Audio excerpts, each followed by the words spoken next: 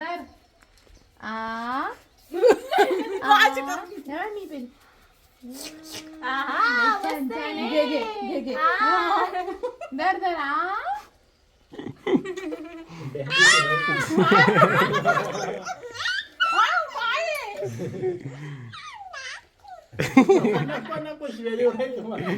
रिवा को है ना अनार का जूस पिला रहे थोड़ा सा पोमोग्रेनेट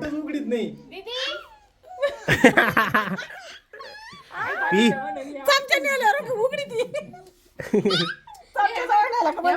मामीला देते मी अय्यो काय नको बाई कितने नखरे करती है बच्चे इसका पिया क्या पसंद नहीं आया शायद उसे मम्मी इसको ऐसा ट्रीट करती नहीं है देख के मुझे लगता है मम्मी ने हमें ऐसा ही ट्रीट किया और तोंडले भारी करती बरं का पण चमच्यामध्ये गेल्यावर. तो स्वागत है आपका नए ब्लॉग में। आशा करता हूँ आप सब बढ़िया होंगे, खुश होंगे अपने लाइफ में। खुश रहो भाई, ठीक है। जिंदगी का कोई भरोसा नहीं है, खुश रहा करो, टाइम पास मत किया करो, दुखी मत हुआ करो छोटी छोटी चीज़ों को लेके। भगवान से शुक्रिया अदा करो कि आपको इतनी अच्छी ज़िंदगी मिली है और खुश रहा करो, ठीक है। ठीक है, बी ग्रेटफुल। हाँ, I am grateful. You are grateful ना? क्यों, क्या है तुम्हारी लाइफ में ऐसा तुम ग्रेटफुल हो? 3 टाइम खाने के लिए मिलता है, अच्छी फैमिली है, पहनने के लिए कपड़े, मतलब अच्छा एनवायरनमेंट में पैदा हुआ हूँ, अच्छे एनवायरनमेंट में रहता हूँ, इसके लिए ग्रेटफुल हूँ. एक चीज़ भूल गया तुम। मेरा बड़ा भाई भी है.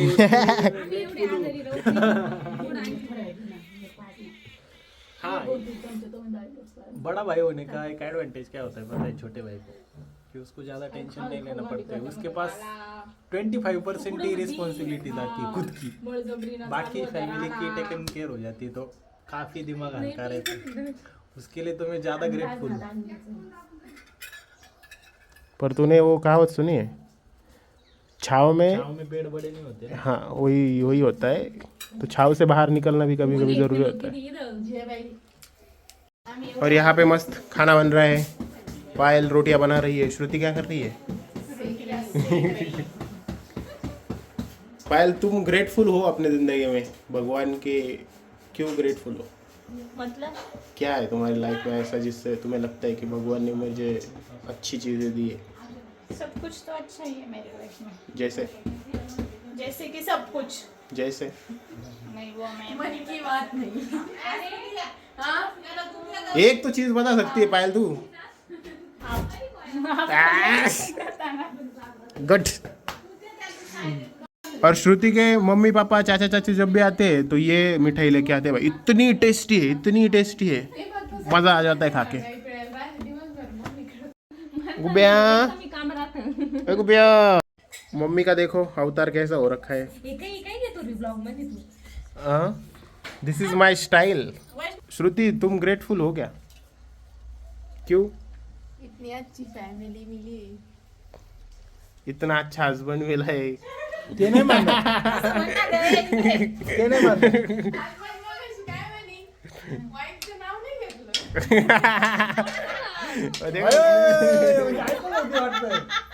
उसने सब सुना सुनील।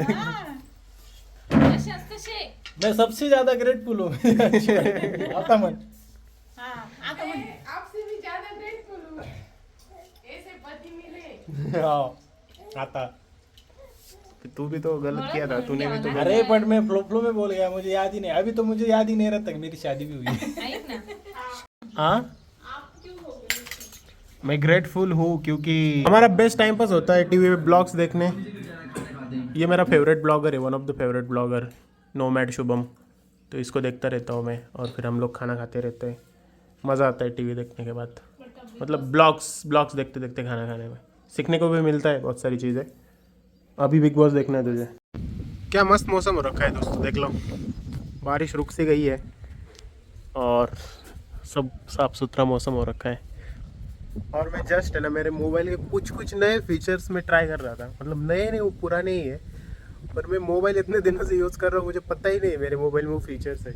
जैसे मेरा मोबाइल अगर मैं कहीं एक जगह पे रख दूँ तो मेरा मोबाइल ऑटोमेटिकली ट्रैक करता है मेरी मूवमेंट को और ऑटोमेटिकली जूम आउट करता है, ये पता ही नहीं था मुझे। रील कैमरा एंगल चेंज करता है। हाँ मतलब मेरे हिसाब से हिलता है वो, सेम कैमरा एक जगह पे रखो और फिर वो हिलता रहता है। वो एप्पल को अपनी औकात दिखाती भाई उससे पता चला मुझे। तो मैं भाई अचंभित हो गया वो देख के। मैं अभी दिखाता हूँ आपको कैसे होता है। देखो मैं कैमरा रख दूंगा और इधर उधर होऊंगा तो वो देखना कैसे जूम करता है मुझे।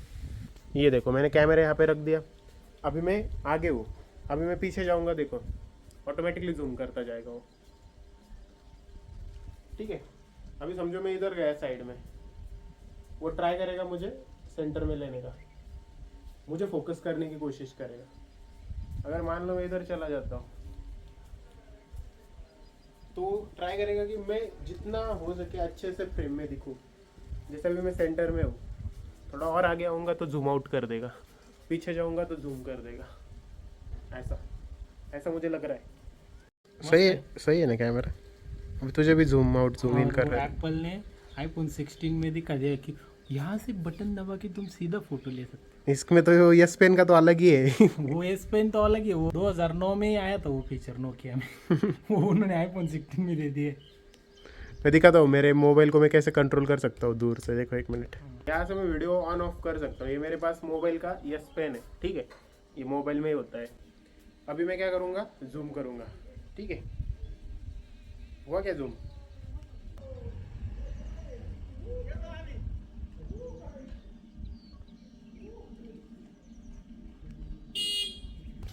तो भाई कुछ इस प्रकार से ये मोबाइल बहुत यूज़फुल लगा मुझे। तो अच्छी चीज़ें हैं जो मैंने कभी यूज़ ही नहीं की इसके अंदर, अब जाके मुझे पता चल रही है। गुब्या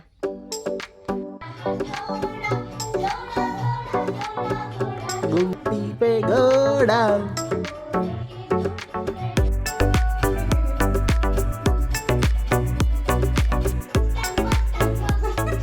बारिश आनी स्टार्ट हो चुकी है दोस्तों।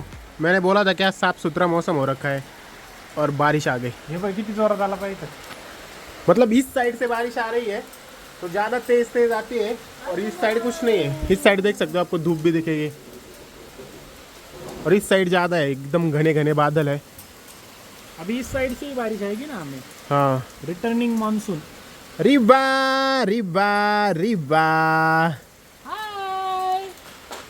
रिवा रो रही है यार, उसको कुछ तो हो गया है। काय झालं तिला? उसके पेट में दर्द हो रहा है शायद से, कुछ तो बिगड़ गया है भाई रिबा का।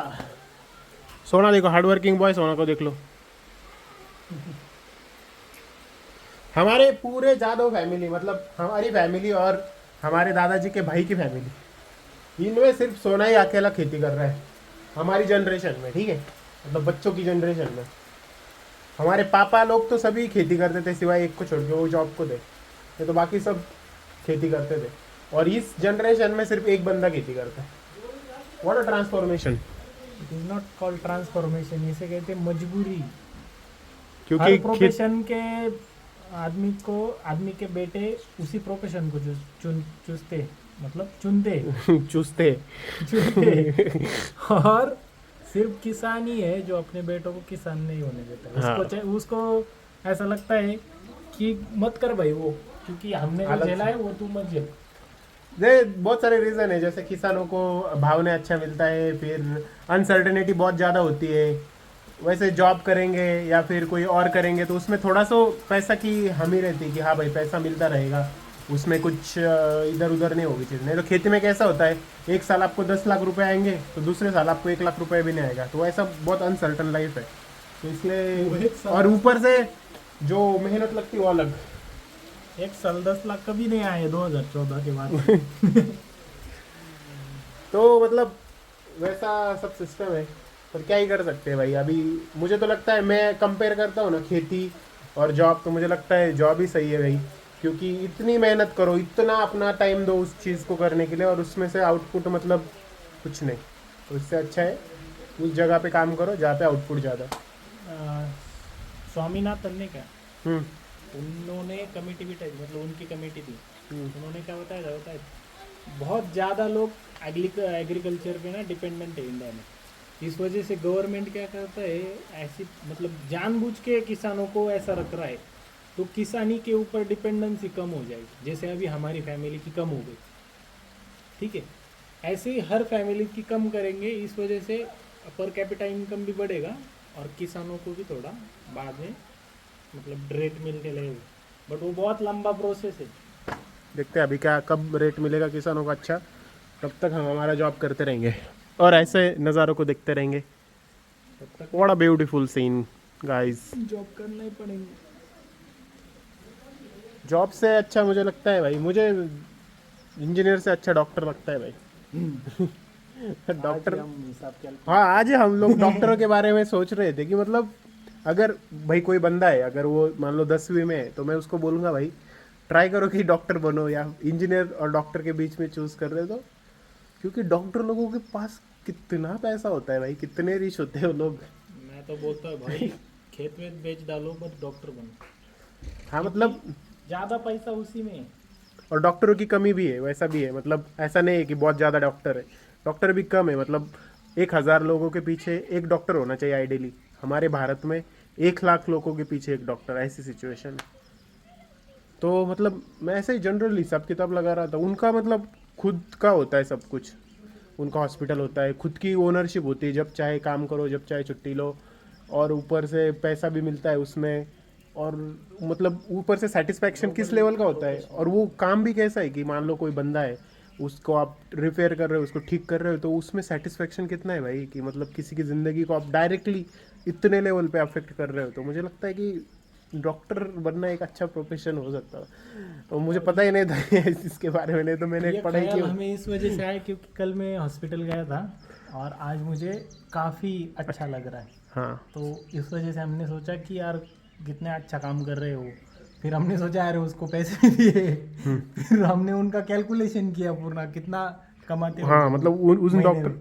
उन डॉक्टर के पास बहुत ज़्यादा भीड़ थी। हाँ बहुत ज़्यादा भीड़ थी, तो कितना कमाते होंगे। मतलब उनका डेली का हमने कैलकुलेट किया, डेली का 40 से 50 हज़ार रुपये वो कमा डेली सकते हैं। कमा सकते हैं। डेली का 40-50 हज़ार भाई। उतना तो इंजीनियर, मुझे नहीं लगता कोई भी इंजीनियर कमा पाएगा। का सैलरी है महीने का। मतलब आप कितने भी अच्छे कंपनी में चले जाओ, मतलब टॉप 1% ऑफ इंजीनियर्स कमाते होंगे इतना पैसा दिन का। टॉप 1%, मतलब मान लो दुनिया में 1 करोड़ इंजीनियर है, तो उसमें से सिर्फ टॉप 1% कितना आएगा रे? अबे इन्फोसिस के सीईओ का उतना पैकेज नहीं है। 1 लाख लोग कमाते होंगे पूरी दुनिया में। तो मतलब बहुत ज़्यादा पे डिस्पैरिटी है, और इतना पैसा भी नहीं है। मतलब कंपेयर करो तो, अगर आपको पैसा भी कमाना है, जॉब सेटिस्फेक्शन भी चाहिए, और खुद का भी कुछ चाहिए, तो आई थिंक डॉक्टरशिप एक अच्छा। ऐसा नहीं सभी डॉक्टर उतना कमाते हैं, ऐसा नहीं है, बट एवरेज सभी में देखना। डॉक्टर अपने लाइफ टाइम में अच्छा ही करते हैं। हाँ मतलब, पर उसके पीछे एफर्ट भी उतने हैं ना भाई। हाँ भाई, नीट मेहनत है। एग्जाम होती है, वो क्लियर करो, लीक भी हो जाती है। वो उसमें लीक हो जाता है, वो अलग ही सिस्टम है। इसी वजह से लीक होता है वो, मामू जी ज्यादा है ना उसमें। और ऊपर से इतना, मतलब मैं जितने भी डॉक्टर में आजू बाजू में देख पा रहा हूँ ना भाई, गंदा पैसा कमाते हैं भाई वो लोग। अरे जेलस। और ऊपर से देखो ना, ऊपर से हम उनको मना भी नहीं कर सकते। मान लो डॉक्टर ने बोला कि भाई 1000 रुपये हो गए, आप बार्गेन ही नहीं कर सकते उधर, हाँ भाई लो 1000। डॉक्टर बोला 3000 रुपये हो गया, लो भाई। मतलब आप उनसे बहस भी नहीं कर सकते, फिर सीधा जान पे चली जाती है। सोचो अगर उसने कुछ किया, मतलब ऑपरेशन कर रहा है, इतने पैसे नहीं दोगे, खोल के रख दिए वैसे ही जाओ। फिर ऐसा करते नहीं डॉक्टर लोग, बहुत ही मतलब, इसलिए तो उनको भगवान बोलते हैं ना लोग। इतना उनको अप्रिशिएट क्यों करते हैं? क्योंकि वो सीधा किसी की ज़िंदगी को, किसी फैमिली को इतना आनंद देते हैं। तो अच्छी बात है, अगर आप चाहते हो कि आप ऐसा कुछ करो और आपके अंदर वो पैशन है, तो करना चाहिए। डॉक्टरशिप मुझे लगता है अच्छा प्रोफेशन है डॉक्टर बनना। इंडिया में पर टॉप के डॉक्टर्स का बात कर रहा हूँ मैं, बहुत सारे डॉक्टर्स मैंने देखे हैं, उनका बहुत स्ट्रगल है। इतने लोग अभी इंडिया में इतना नीट के झमेला है, मतलब 10,000 ही सीट है ना इंडिया पे। तो अगर आपको MBBS ही बनना है तो अब्रॉड जाओ। यूके में फ्री स्कॉलरशिप होता है, रशिया में, चाइना में, उधर थाईलैंड में। तो वहाँ से बन के आओ, यहाँ पे आके एक एग्ज़ाम देना होता है, फिर आप डॉक्टर बन जाते हो। मतलब इंडिया में अभी कैसा है, डॉक्टर कम है, लोग ज़्यादा है। धीरे धीरे डॉक्टर ज़्यादा बनेंगे तो वो कंपटीशन भी बढ़ता जाएगा, ऐसा होगा। पर अभी के लिए तो मुझे लगता है भाई, अगले 20-25 सालों के लिए तो सही है प्रोफेशन। वैसे आईटी में भाई बात करूँ, हमारा एक दिन का भरोसा नहीं है कि मतलब अभी आज हम जॉब को है, कल हमें ईमेल आ सकता है आपका जॉब गया। ईमेल भी नहीं आता भाई, सीधा क्रेडेंशियल्स गायब। हाँ, और फिर देखो आप जॉब को है तो आपको फिर दूसरा जॉब ढूंढना पड़ेगा, आपके ऊपर हमेशा कोई ना कोई बॉस रहेगा, हमेशा उनका सुनना पड़ेगा, हमेशा आपको मतलब एक जॉब सिक्योरिटी की हमेशा आपको ये रहेगी। ऊपर से सैलरी होता है, एक अच्छे एक्सपीरियंस के बाद अच्छी सैलरी हो जाती है, पर इतनी भी अच्छी नहीं होती है। मतलब पैसा होता है कंपैरेटिवली, मतलब 30% टैक्स स्लैब में आप आ जाते हो और आप बेसिक आपकी सारी जिम्मेदारियाँ हो जाती, पर जो तगड़ा पैसा है ना कि जो मतलब जनरेशनल वेल्थ क्रिएट करना, कि मान लो आप इतना पैसा कमा लो कि आपको पैसा कमाने की ज़रूरत ना रहे, और इतना पैसा आपके पास हो कि आपके आने वाली जनरेशन्स को पैसा कमाने की ज़रूरत ना हो, वो सिर्फ डॉक्टर लोग ही कर सकते हैं। अगर मैं डॉक्टर और इंजीनियर के बीच कंपेयर करूँ, और वो इंजीनियर्स कर सकते हैं जो 1% ऑफ, मतलब जो बहुत ज़्यादा टैलेंटेड है, जो फाउंडर्स है या फिर जिन्होंने अपनी कंपनीज खड़ी की है, या फिर जो बहुत एक्सेप्शनली टैलेंटेड है, जैसे IITs के कुछ इंजीनियर्स हो गए, या फिर जिनको मतलब इस इंजीनियरिंग फील्ड में इतना नॉलेज है जितना किसी के पास नहीं, स्पेसिफिक नॉलेज बहुत ज़्यादा है, तो वो लोग कर सकते हैं भाई। नहीं तो बाकी लोगों के लिए जनरेशनल वेल्थ क्रिएट करना और फाइनेंशियली इंडिपेंडेंट होना बहुत मुश्किल बात है। मुझे लगता है फाइनेंशियली इंडिपेंडेंट होने के बाद आप और क्रिएटिव हो सकते हो, आप और आपका दिमाग खुल के यूज़ कर सकते हो। वो चीज़ें करने के लिए आपको अच्छा पैसा कमाना चाहिए, और पैसा कमाने का एज भी होता है ना।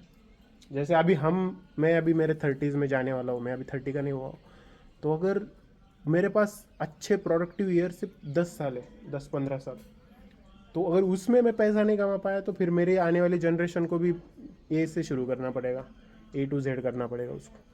अगर मान लो वही अगर मेरे पास अच्छा सब कुछ होता तो मेरी जनरेशन को शायद वो दूसरा और कुछ कर दे। तो ऐसा होता है, मतलब सोचना पड़ता है चीज़ों की। पर हम सर्वाइवल के लिए पैसे कमा रहे हैं। हाँ, खाना पीना हमारा। जनरेशन अगर पैसा होती तो कुछ क्रिएटिव करने के लिए या कुछ बड़ा करने के लिए पैसा कमाते, मतलब पैसा कमाने के लिए कुछ नहीं करते वो। मान लो हमारे पापा के पास 100 एकड़ ज़मीन होती, या फिर उनका कुछ बिजनेस होता, हमको काम करने की इतनी ज़रूरत नहीं होती, फिर हम लोग उसके ऊपर कुछ और बिल्डअप करते, जॉब नहीं करते। पर हमें ऐसा है कि हमें अब बिल्डअप करना है सब चीज़। वो भी एक तरीके से आप बोल सकते हो कि एक प्रिविलेज है, एक मौका है आपको कि आप कुछ कर रहे हो। पर ऐसा ही भाई लाइफ में आपके पास जो है वो आपको कम लगता है हमेशा, दूसरे के थाली में लड्डू।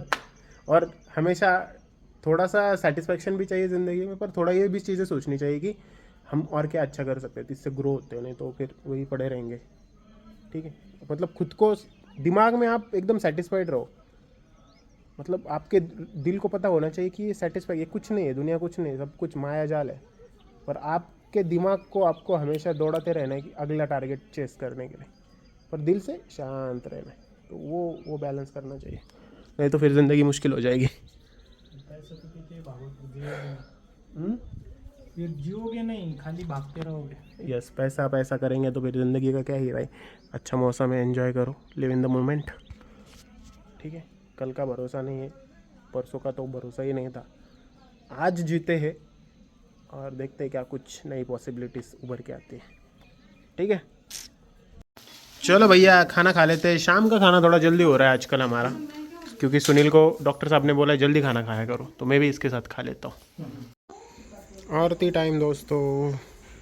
चलो दोस्तों, मिलते हैं आपको अगली ब्लॉग में, तब तक के लिए like share subscribe. But if I lay down and I play dead and I stay dead, baby, you'll get sick of being the